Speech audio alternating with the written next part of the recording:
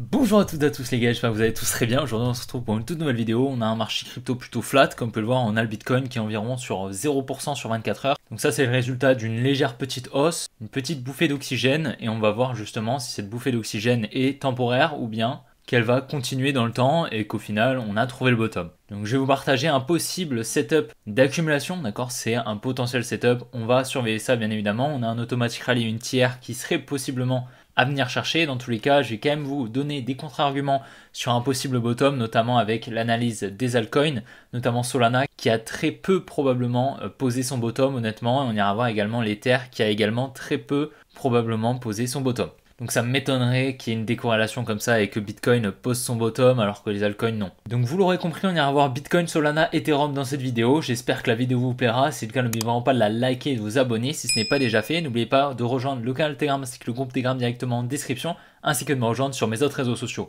D'ailleurs aujourd'hui on a pris un petit trade, on a pris un petit SL. Ça faisait longtemps que j'avais pas pris une perte pleine. Donc voilà, un R de perte, c'est pas très grave. Avant-hier, on a clôturé à presque 9 R, donc voilà, c'est peu significatif et il fallait que ça arrive de toute manière. Je pouvais pas être en win streak indéfiniment. Donc les gars, je vous souhaite un bon visionnage. Allez, on est parti.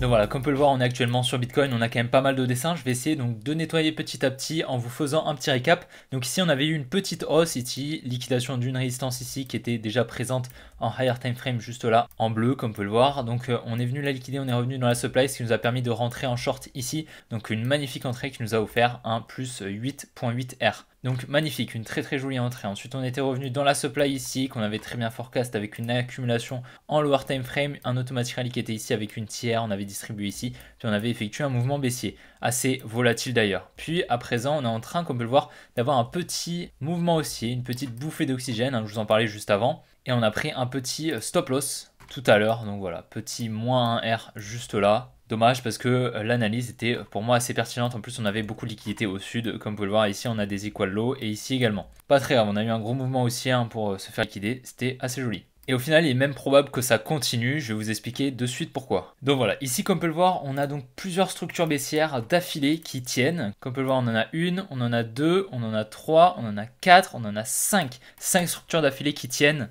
Qu'est-ce que ça signifie? Ça signifie tout simplement que tous les stop loss sont décalés sur les précédents highs, ok? Donc là, il serait pas étonnant honnêtement qu'on vienne au minimum chercher ce high parce qu'on va avoir pas mal de liquidités au-dessus. Il est même probable qu'on vienne chercher ces deux highs, je vais vous expliquer juste après pourquoi. Ici, si on regarde un petit peu, on a potentiellement ici un gros support qui a été créé. Donc ce support, qu'est-ce que c'est pour nous? C'est tout simplement de la liquidité qu'on va mettre juste là avec cette droite rose. Cette liquidité qu'on est venu chercher ici avec un gros mouvement volatile juste là. Ça vous fait penser à quoi? Moi, ça me fait penser à une potentielle accumulation. Donc ici, on aurait eu un transfert qui s'est exécuté entre la main forte et la main faible. Ce serait assez pertinent et dans ce cas-là, on aurait un ceiling climax, un automatic rally juste là. Qui dit automatic rally dit trading range à ce niveau ici. Donc on aurait notre trading range juste là, donc la trading range, vous le savez, c'est le l'inusement, d'accord? C'est une zone à venir récupérer avant d'effectuer un quelconque mouvement sur une accumulation ou une distribution. Ce qui me déplaît un petit peu sur cette tiers, c'est qu'elle détient pas forcément énormément de liquidité. Alors oui, on va en avoir, on doit avoir pas mal de stop loss. Maintenant, on n'est pas venu conforter malheureusement la tiers en venant effectuer des equal high, ok? Donc une résistance comme on peut le voir. Comme on aurait pu le faire en venant effectuer un plus haut ici qui vienne conforter justement ce niveau. C'est pas le cas, donc ça perd un petit peu de probabilité sur l'accumulation, d'accord? À la suite de l'automatic rally, on a le secondary test juste là, donc qui se placerait juste ici, qui nous sert en fait à créer ce support ici,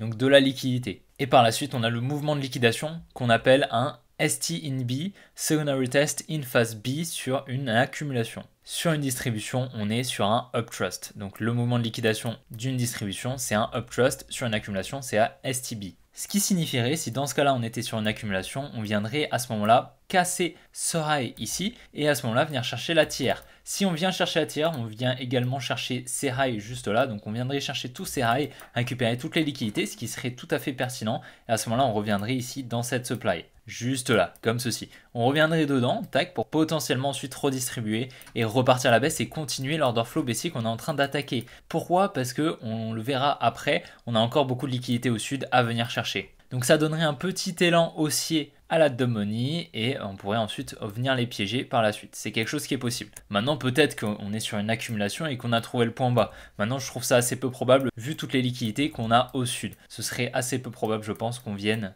continuer à la hausse alors qu'on est en train de conforter un support qu'on verra tout à l'heure. On va utiliser le profil de volume à gamme fixe parce que c'est quand même assez intéressant. Donc on va aller dans indicateur, on va prendre tout simplement profil de volume à gamme fixe juste là. Donc on va prendre tout le mouvement ici, donc à partir d'ici jusqu'à ici. Et donc on peut remarquer que l'endroit où la smart money a injecté le plus de positions, c'est ici. D'accord? Donc si on passe au-dessus de ce high, il est probable ensuite qu'on vienne au minimum chercher ce high. D'accord? Maintenant, il est également possible qu'on vienne s'arrêter peut-être dans la supply qui est juste ici. D'accord? C'est également quelque chose qui est possible. À ce moment-là, on vient simplement chercher un high pour continuer la baisse. C'est également quelque chose à prendre en compte, bien sûr. Mais on a quand même cette tiers potentielle, d'accord? Parce que l'accumulation n'est pas high probability, mais on a quand même ce niveau qui est potentiellement de l'inducement. Tout simplement une zone à venir récupérer pour potentiellement ensuite repartir à la baisse et venir chercher les liquidités qu'on a au sud. Et voilà, il est vrai que quand même ça fait 5 structures qu'on tient avec les 2 structures ici baissières, donc ça signifie qu'on a vraiment pas mal de liquidités, d'accord? Et qu'il est possible qu'on ait un rebond haussier, un élan haussier pour possiblement repartir à la baisse par la suite. Parce que si on augmente un petit peu la time frame, on voit qu'ici, alors oui certes on est venu chercher un low juste ici, on était venu donc conforter ce petit support juste là, et on est venu le chercher avec cette petite mèche ici. Maintenant comme on peut le voir, on est venu quand même conforter en fait un autre support, quasiment des equal low, comme on peut le voir, on est quasiment revenu, peut-être que sur le perp on y est revenu même. Voilà, sur le perp, comme on peut le voir, on vient vraiment créer quasiment des equal lows. Même carrément, on vient créer des equal lows avec ce low juste ici. Donc ça augmente en fait la probabilité en fait que ce support soit valide pour la dumb money et donc ça rajoute énormément de liquidité pour la smart money tout simplement. Dans les prochaines semaines, on vient sous ce low venir chercher ce niveau ici, les 57 000 $. En fait, c'est une zone intéressante parce que du coup, on a énormément de liquidités en vente, d'accord? Pourquoi? Parce qu'on a des stop loss. En plus de ça, lorsqu'on va venir casser en fait ce gros support bleu, et bien tout simplement la dumb money elle va vendre ici, d'accord? Elle va émettre des ordres en vente, d'accord? Et en face, la smart money, elle va racheter ces ordres, d'accord? Pour spéculer à la hausse, potentiellement, d'accord? Donc c'est potentiellement une zone de transfert entre la smart money et la dumb money, donc entre la main forte et la main faible, dû à l'abondante contrepartie qui va être présente sous ce support. C'est pour ça qu'il est beaucoup plus intéressant en fait de se placer dans des zones de contrepartie abondante, de liquidité en vente pour de l'achat et de liquidité acheteuse comme on avait ici pour de la vente, hein, tout simplement, pour justement essayer d'être du côté de la smart money et non de la dumb money. Voilà pour le moment sur le Bitcoin, c'est assez flou, d'accord, vu qu'on peut totalement venir chercher la tiers, ou même simplement venir liquider une espèce de trendline qu'on est en train de créer ici. Comme on peut le voir, on a une espèce de trendline, on pourrait donc venir chercher ce high en venant liquider, casser cette trendline baissière pour justement inciter la dumb money à acheter. On vient chercher les stop loss au-dessus de ce high et ensuite on replonge. C'est quelque chose également qui est tout à fait possible. On va surveiller ça dans tous les cas dans les prochains jours et je vous tiendrai au courant bien évidemment. Également, le bottom perd de la probabilité selon moi dû au setup qu'on a sur les altcoins. Ici, comme on peut le voir, on n'est clairement pas sur un bottom. Là, le bottom n'est pas trouvé, c'est quasiment sûr. Pourquoi? Parce qu'ici, comme on peut le voir, on est en train de créer, je ne sais pas comment on pourrait l'appeler, mais un espèce de triangle de compression pour la dumb money, avec surtout ces lows. C'est ces lows qui m'intéressent, c'est en fait ce petit support qu'on est en train de créer juste là, que je vais vous mettre en bleu, qui, comme vous l'avez compris, crée énormément de liquidité en fait juste en dessous. Ça m'étonnerait qu'on vienne pas chercher ce lot. Donc on va surveiller ce niveau, mais bien évidemment si le Bitcoin commence à pousser un petit peu au nord, on pourrait venir chercher cette supply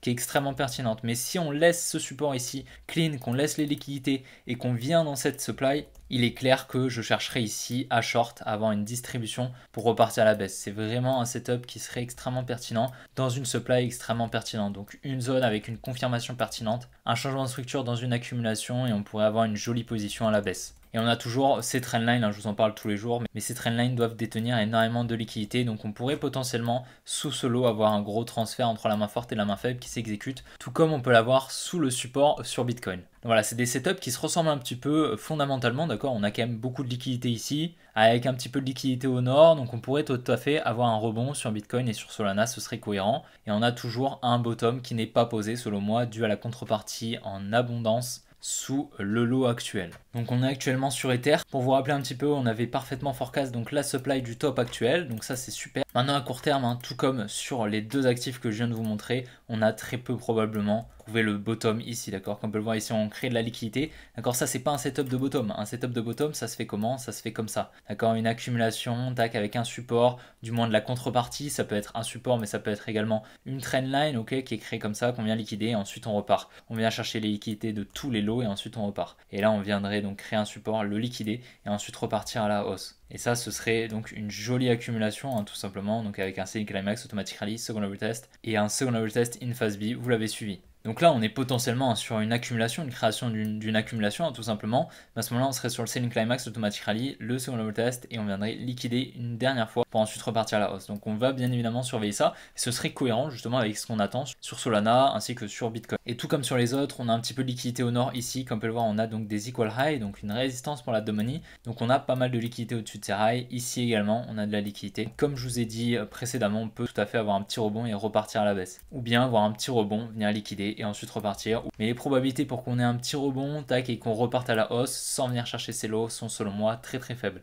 En termes de zone, on est quand même proche d'une zone assez intéressante qui est cette demand juste ici. Donc comme on peut le voir, on a fait une touchette dedans avec possiblement un selling climax en automatically. Et donc on viendrait créer un support ou une trendline pour venir liquider et ensuite repartir à la hausse. Donc voilà, on va surveiller ça, mais la zone est assez pertinente je pense pour un bottom. Même si selon moi, la zone la plus intéressante c'est celle qui est juste en dessous, hein. C'est celle-ci, cette demand juste là, comme on peut le voir. Donc là, cette petite demand, ce petit mouvement baissier, c'est pour moi la plus pertinente. Parce qu'ici, comme on peut le voir, on était sur une jolie résistance. Ce qui signifie tout simplement qu'au contact de cette dernière, la Tomony elle a vendu ici, ce qui a permis potentiellement à la Smart Money en fait de racheter toutes les positions injectées en vente de la Tomony. Et puis elle aurait donc des positions en achat ici à venir protéger, donc elle ne viendrait potentiellement pas sous cette position. Et donc on pourrait venir protéger en fait cette demand et surtout effectuer la mitigation. Donc voilà, un petit retour dedans et ensuite on repart à la hausse, ce serait tout à fait possible. Dans tous les cas, ce sera une bonne zone d'achat spot. Maintenant, si vous voulez spéculer à la hausse avec du levier, lorsqu'on revient dans cette zone, il faudra attendre une confirmation bien évidemment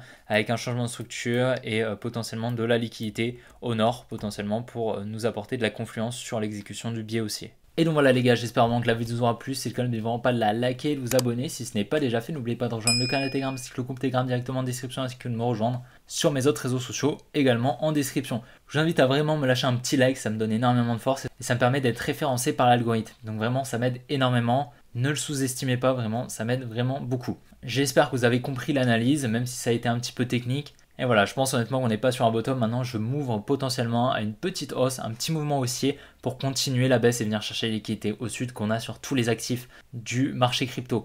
On est très peu probablement sur un bottom, vous l'aurez compris. Du moins, bien évidemment, ça reste mon avis, mais les liquidités au sud sont pour moi extrêmement importantes à venir chercher. Et si justement on a un rebond à partir du niveau actuel, c'est pas pour rien, c'est pour conforter le support qu'on est en train de créer tout simplement. C'est un niveau qu'on attend déjà depuis plus d'un mois et demi, hein, ce niveau en dessous du lot des 59 000 $ à peu près. Donc voilà, ça faisait un moment qu'on voulait aller le chercher. Malheureusement, on a tardé.